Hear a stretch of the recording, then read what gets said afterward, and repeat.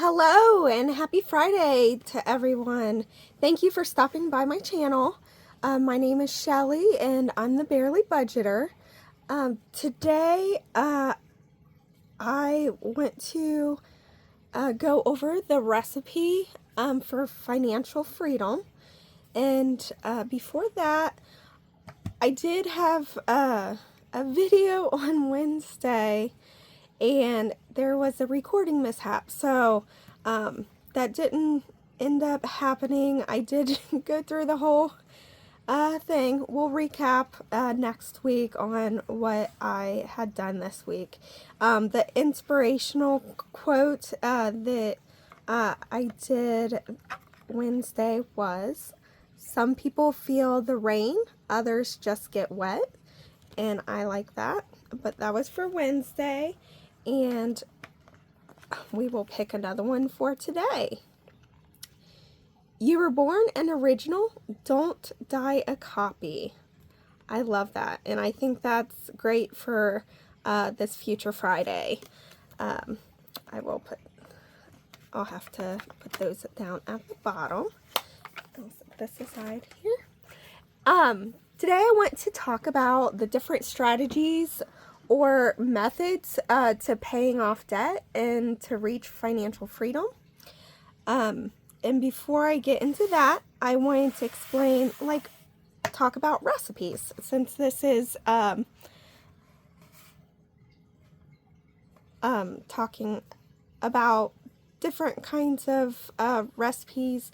Like when I look for a recipe, I actually, if I want to know how to make homemade mac and cheese, I actually go online and I type in, homemade mac and cheese, and a ton of recipes comes up, right?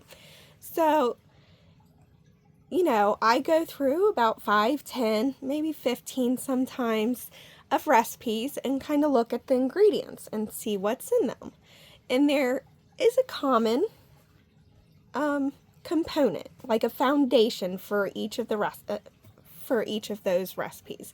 The macaroni, the cheese, some cream, things like that. Some spices that like salt and pepper, may be in all of them.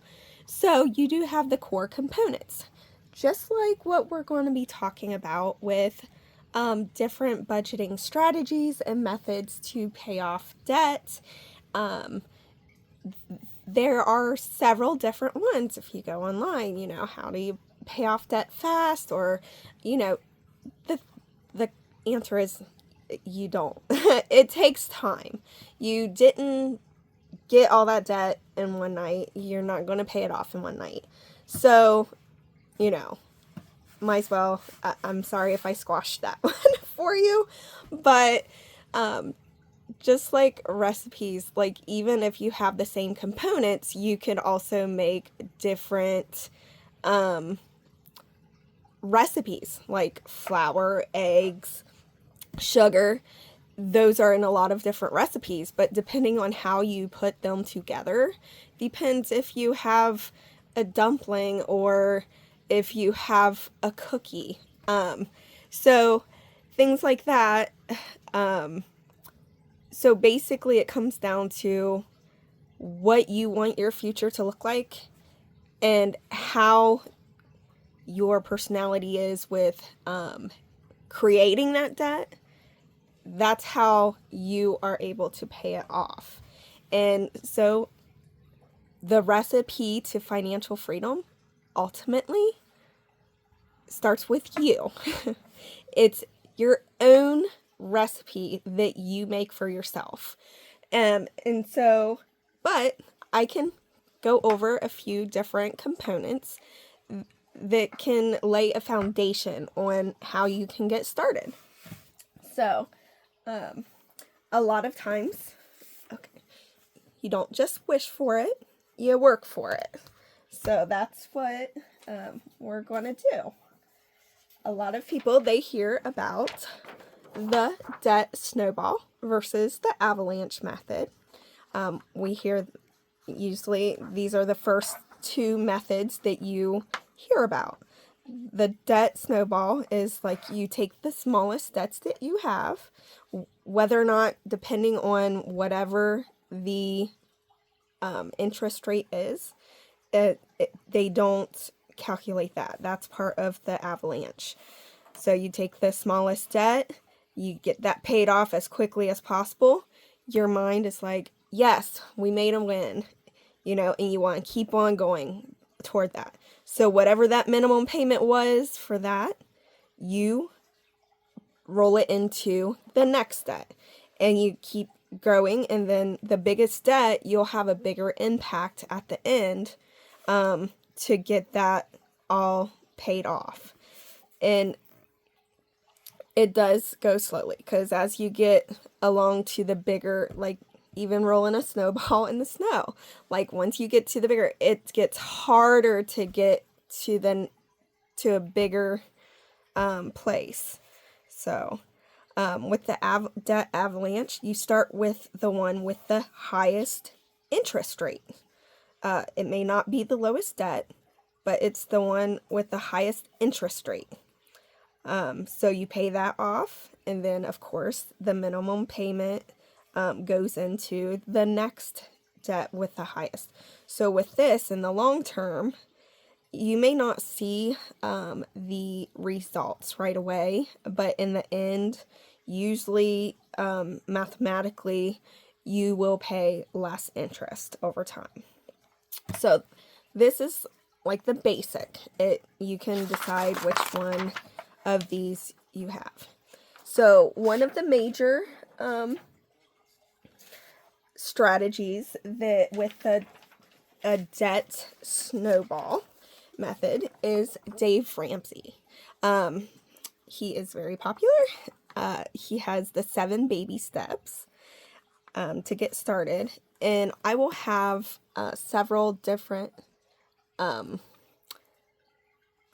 tabs in the bottom that down below that you can click on, and it will go to their pages. You do your own research, you make your own recipe for your own financial freedom.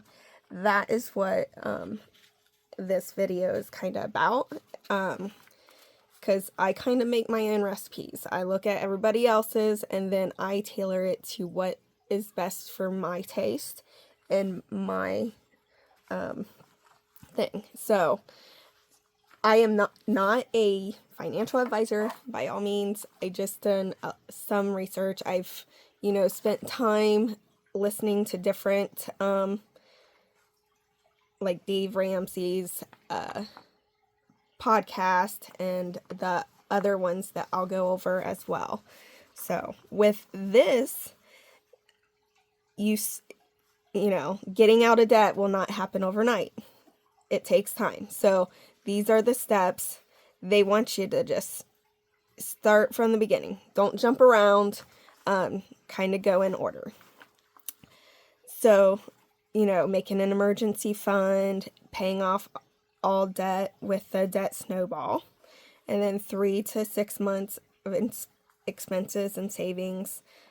Invest 15% of income into Roth IRAs and pre-tax retirement plans, then college funding, paying off your home early, and then building wealth and giving. So there's some things in here that I have some issues with, but there are a lot of good. I don't agree with all of it, because some people, they can't start over. They already have a house. They already have investments into the retirement, or they're already funding college and things like that. So, but the key is to get started. That is the key. So one of the things that that Dave Ramsey likes to focus on is making sure that you have your 4 walls covered with your expenses. And these are some numbers that I have for me. But like the shelter, don't have more than 25% of your net income going to shelter, like mortgage, maintenance, insurance, taxes, that's part of the shelter. And then transportation, no more than 10% going to that. Like, some people don't have cars, so maybe it's public transportation. But there's a car note, fuel, insurance, maintenance, anything like that if you own your own car. Or bus passes, things like that, if you do public transportation. Utilities is the third wall, like water, heating, gas, phone, electric, trash, anything like that with the utilities. Try not to have more than 10% going to that. And then food, 10% of your income going toward food. And I actually looked up, because we have a family of 5, and I looked up what is expected for a family of 5 to spend on groceries a month. And they gave different categories. Like thrifty is $922 a month on groceries. Low cost is $991. Moderate cost is $12.33. And being liberal with your groceries is $14.88. But I also looked at Ohio, because I live here in Ohio, and I asked the same question, but for Ohio, and it said it ranges from $569 to $1,512. So it's kind of a lot lower on the thrifty, and then a little bit more liberal. So I kind of did an average of those, and it's just surprising how much that they have calculated that someone would spend on groceries for a family of 5. If I went by the US, I usually try to do around 800, to be honest, which is kind of in this low cost range, but that's the 4 walls. And I can understand, you want to make sure you have all those, and that's the core. And pretty much anything else is frivolous for this to help pay off debt. So you cut wherever you can to pay this off. And then I also have the budget percentages that he kind of recommends, like housing 25%, transportation 10%. I guess on here it says 5% for utilities. And then like personal 5%, food 10%. But on here, I don't see where, if you allocated all of these percentages, I don't see where the debt, paying off the debt would be. I feel like this is more once you're out of debt. But I guess the personal, recreation, miscellaneous, and giving, some people, they don't cut out giving at all, which is a good thing. Because sometimes giving, you are giving back to yourself. Like, you're giving yourself happiness. It fulfills you a way that money can't. So, I understand that. So, there's some things where I feel like it's starting out good. Especially if you are not good with credit cards. Doing the cash stuffings will help you have the cash in hand, and once it's gone, it's gone. And you have to deal with how to manage. That's why you need a budget for this to be successful. So they do a zero-based budget, and you can find that on their website as well, and how to get started with that.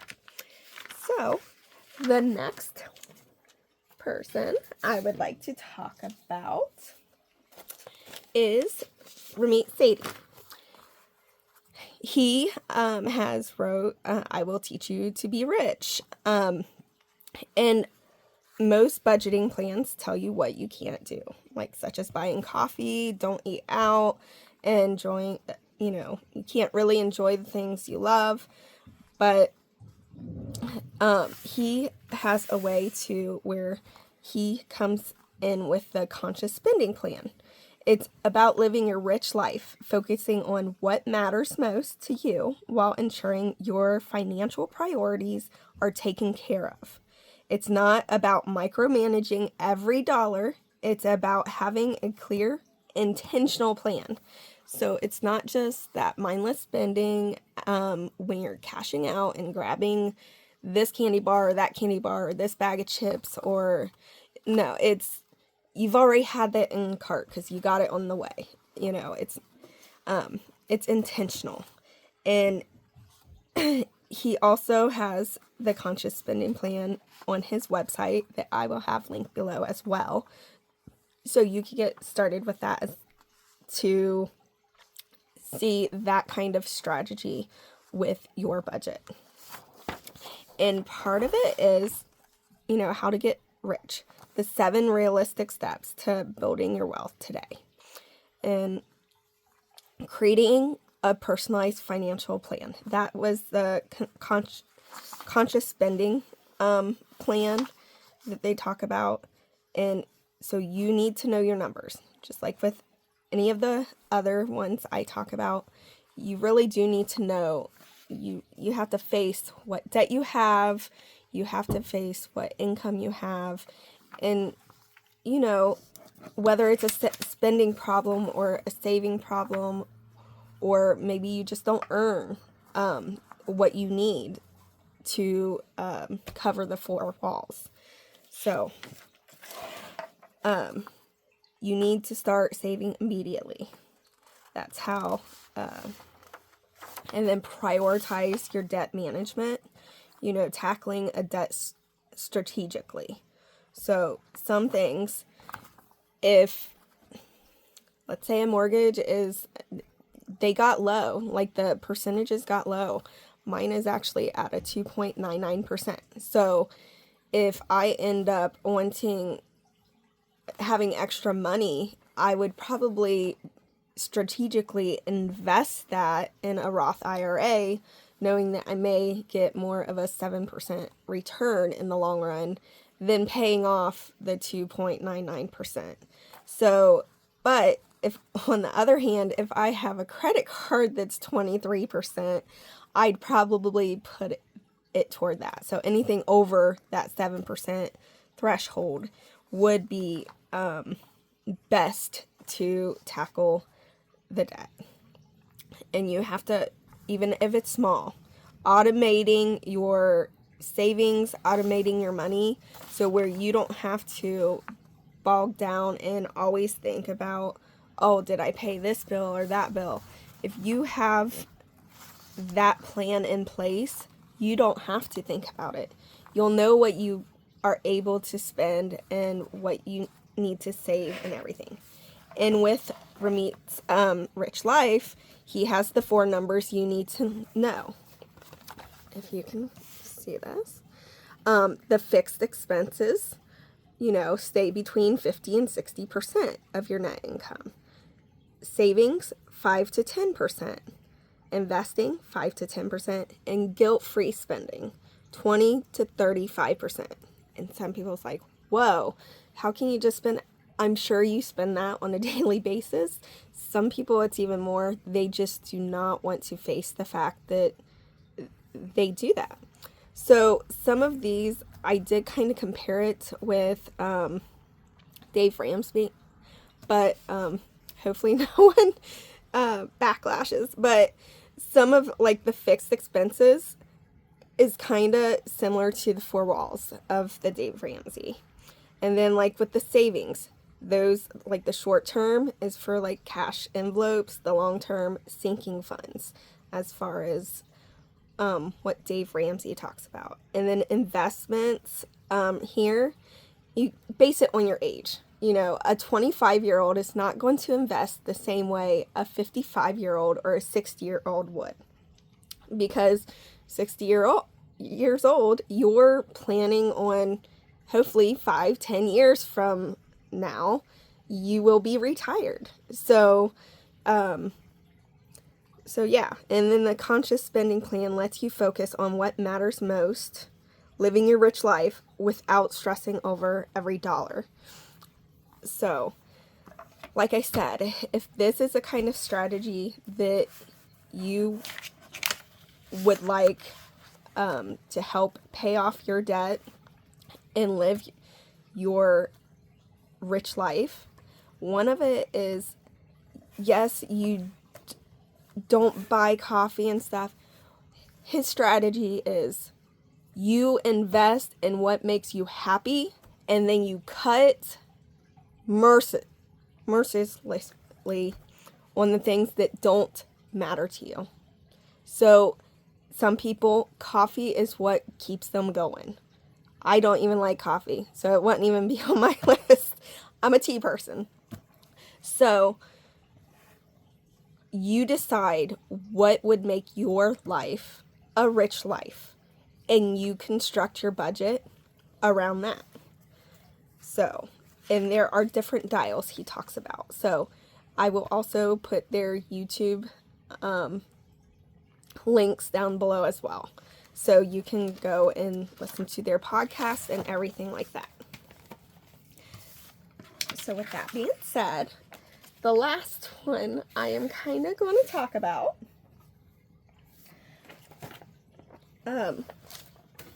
is velocity banking. Some people, they are no to velocity banking. I think Dave Ramsey was against it, like not working with any HELOCs. It's bad. Don't quote me on it. I guess I did say it. So, but like I said, I do your own research. So, with the velocity banking method, I'm not sure who Charles Nichols is, but he's probably a major player in the velocity banking world. I actually did not learn it from this book or anything, but the step-by-step guide to using velocity banking to pay off debt is like you use a line of credit, and it does not have to be a HELOC. A lot of people do not have houses. So, and I know with Hermeet Sadie, his is, it's probably cheaper to rent than own because of all the invisible expenses behind owning a house or even buying a house. In some places, in the long run, depending on how long you are going to live in that place, it is cheaper to buy the house. So that's another thing. And then you can look into a HELOC as your primary account for velocity banking. If you do not have a house, you could still use this method. It works a little differently. There are personal lines of credits you could get through the bank. And also there are some ways to use credit cards as that line of credit because it is a revolving credit. But it's to help prioritize high interest debts and pay them off first. So like the debt avalanche method, starting with high interest debts and then making lump payments using a portion of the credit line to make those toward the higher interest rated ones.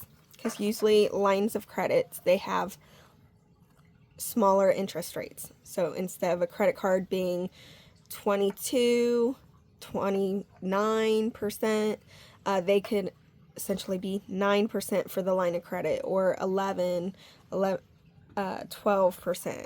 So it helps in the end, you're saving on interest, which in the end puts more money in your pocket and in your investments, and over time it will compound.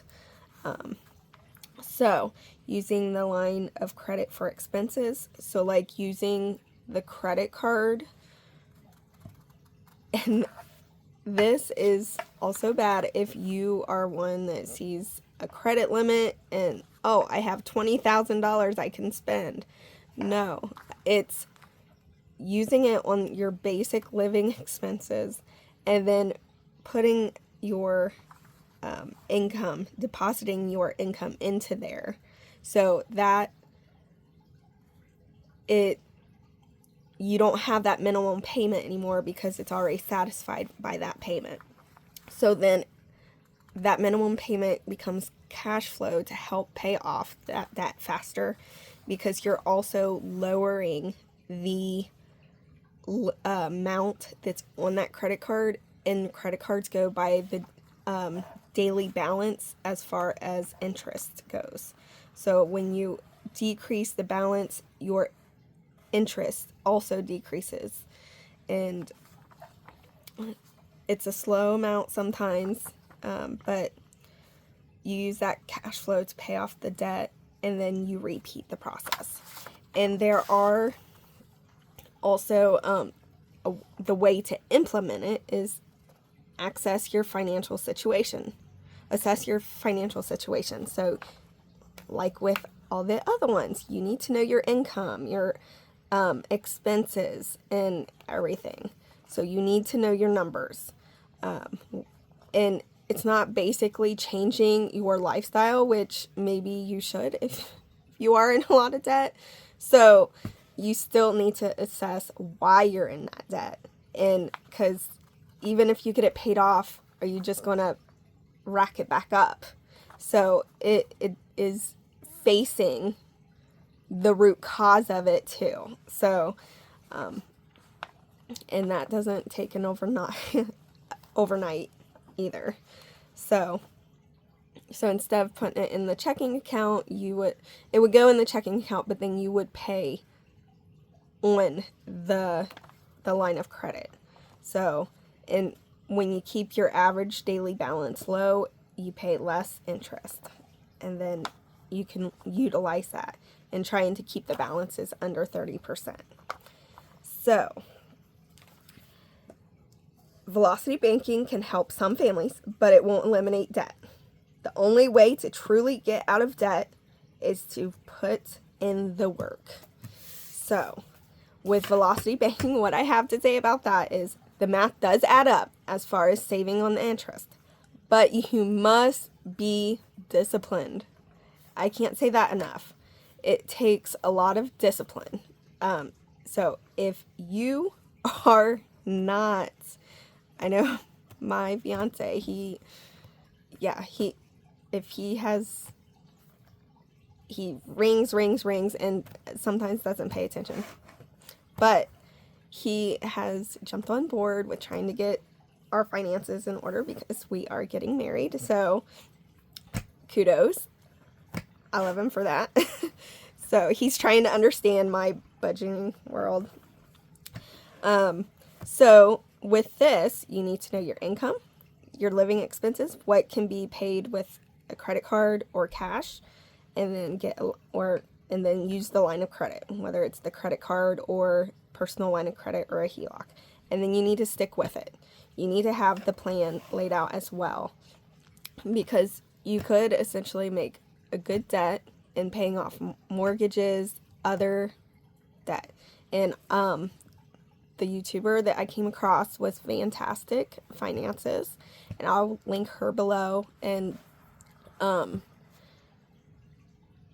her very first videos, like her earlier ones, I really enjoyed. She don't go through the whole scenarios like she used to, but to get started with that, I mean, everybody makes mistakes, so sometimes little errors happen, but if you know the concept of it and the strategy behind it, you can do it as well. So that's mine. All these different strategies that I have to help make the recipe for your financial future.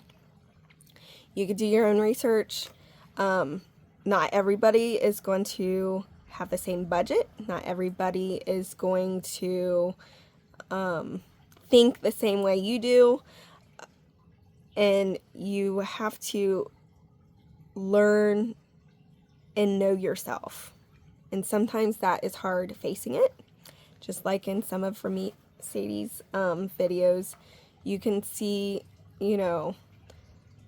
sometimes people don't think about things a certain way, or, you know, communicating about money. It is rooted in your past and how you were raised sometimes, and sometimes it's, you know, now. What are you doing now?